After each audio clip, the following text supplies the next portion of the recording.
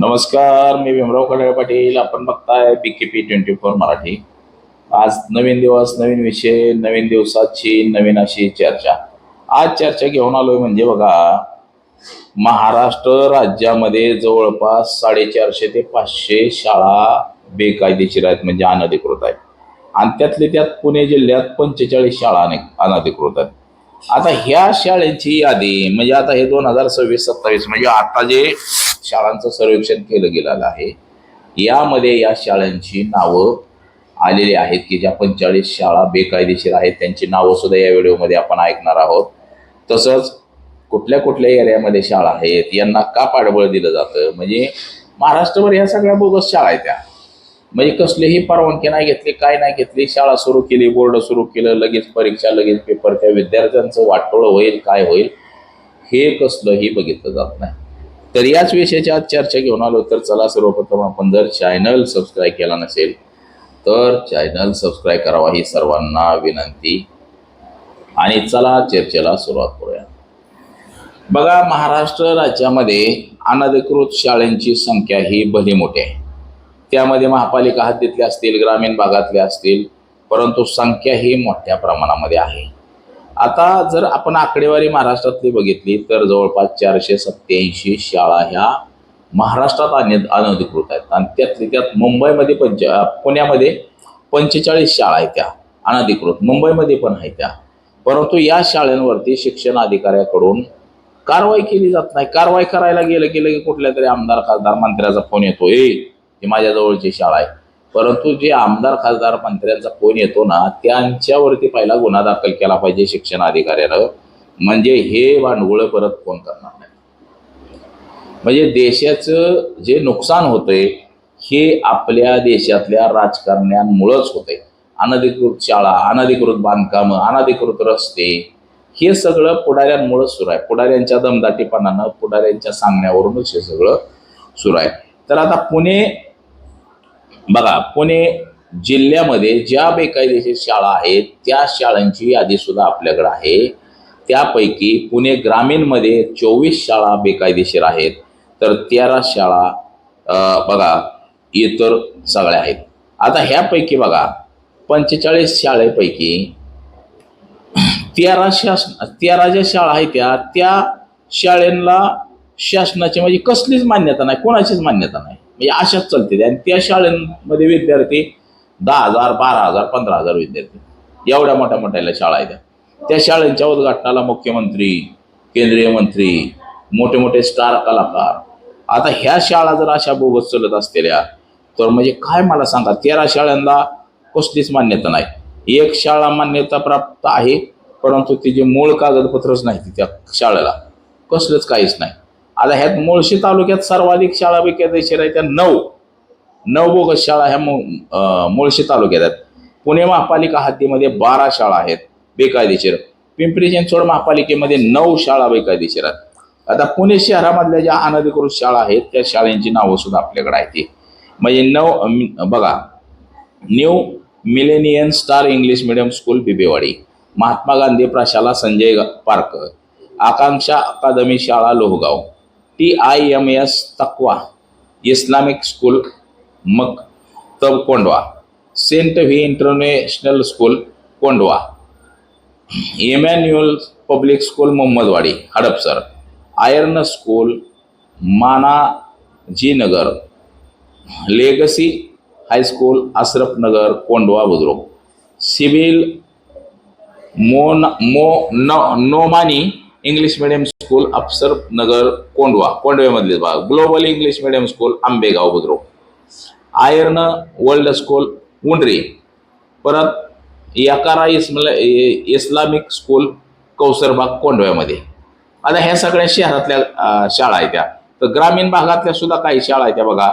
Dnyanraj English medium school Markal Alandi bogus शाळा, मावळ सरस्वती विद्यालय जिसन क्राईट इंग्लिश मीडियम स्कूल कामशेत, मुळशीत angel high Dattawadi Nere cricket international school Jambe, Ravishankar विद्यापीठचे तिथं पिरंबोट. आता शिरोरची सेंट चावरा स्कूल सारडवाडी इथं शाळा आहे बघा. आता महाराष्ट्रामध्ये एकूण शाळा बेकायदेशीर आहेत 487. त्यामध्ये मुंबईमध्ये 389 शाळा सर्वाधिक बेकायदेशीर आहेत.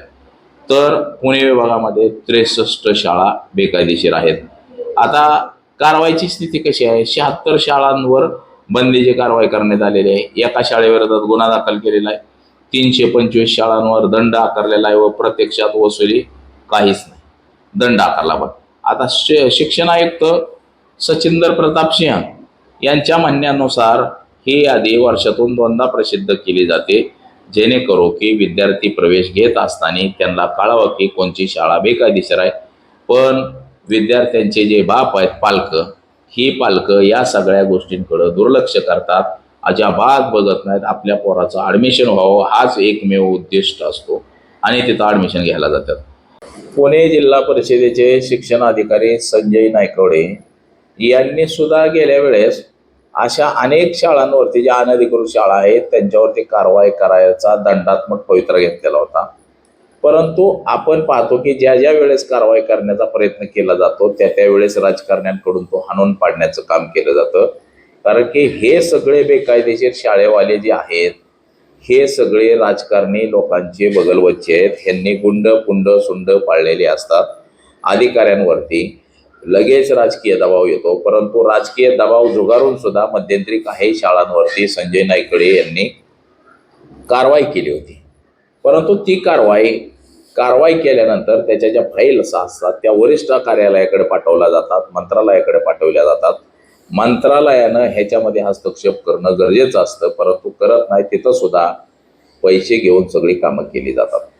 आता बघा, अल्पसंख्याक दर्जा ह्याचं मोठं पेव फुटलेलं आहे की ज्या शाळांना अल्पसंख्याक दर्जा आहे त्या शाळांमध्ये 25% ETCTचं नियम लागू होत नाहीत. त्यांचं असं सांगणं असतं की आम्ही पहिलंच मुलांना कमी फीमध्ये शिकवतोय, मग आम्हाला हा नियम लागू नसावा. आता हे प्रत्येकानं पैसे देऊन, कुठे 1-1 कोट 2-2 कोट रुपये देऊन ETCTचं त्या अल्पसंख्याक शाळेचा परवाना मिळवण्याचं काम सुरू केलेलं आहे. आणि अशा महाराष्ट्रामध्ये असंख्य शाळा झालेल्या आहेत की त्यांना 25% नियम बंधनकारक नाही, 25% मुलं मोफत घेण्याचा नियमच नाही त्यांना. तर त्या शाळेला सुद्धा 25% तुम्हाला काही जरी कसलं जरी सर्टिफिकेट असलं, काही जरी असलं, तर तुम्ही 25% मुलं हे मोफत शाळेमध्ये घेतलीच पाहिजेत असा नियम.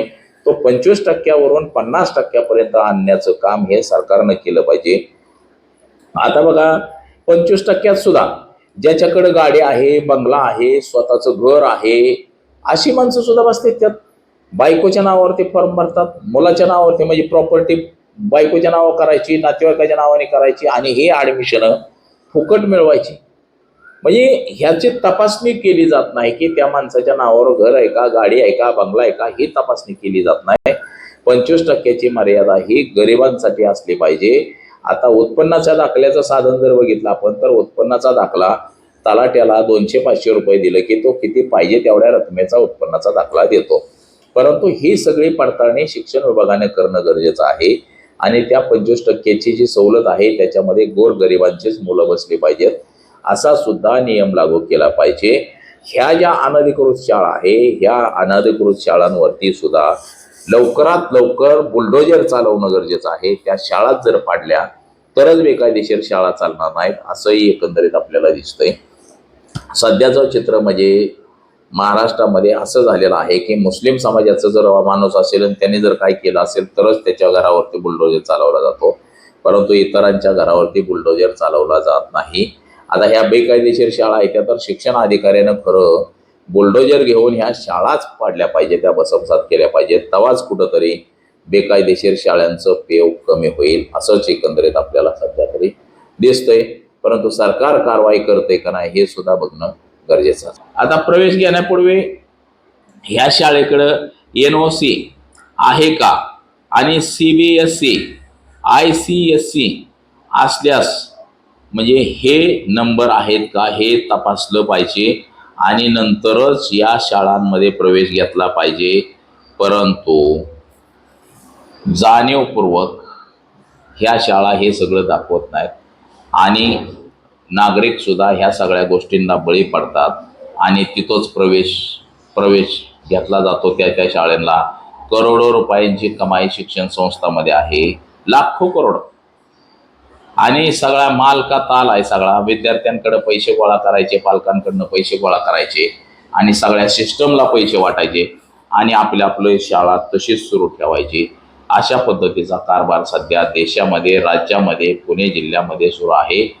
नुसत्या पुणे जिल्ह्यामध्ये जर 45 शाळा जर बोगस असतील तर मात्र देशामध्ये किती शाळा बोगस असतील याचं भयान वास्तव आहे. म्हणजे महाराष्ट्रात 487 शाळा जर बोगस असतील तर देशभर सुद्धा या शाळेंची संख्या मोठी आहे. ग्रामीण भागामधल्या जिल्हा परिषदेच्या शाळा, महानगरपालिकेच्या शाळा या बंद करण्याचा सपाटा लावलेला आहे. परंतु या खाजगी शाळा ज्या बेकायदेशीर आहेत ह्याच्यावरती मात्र कसलीही कारवाई केली जात नाही.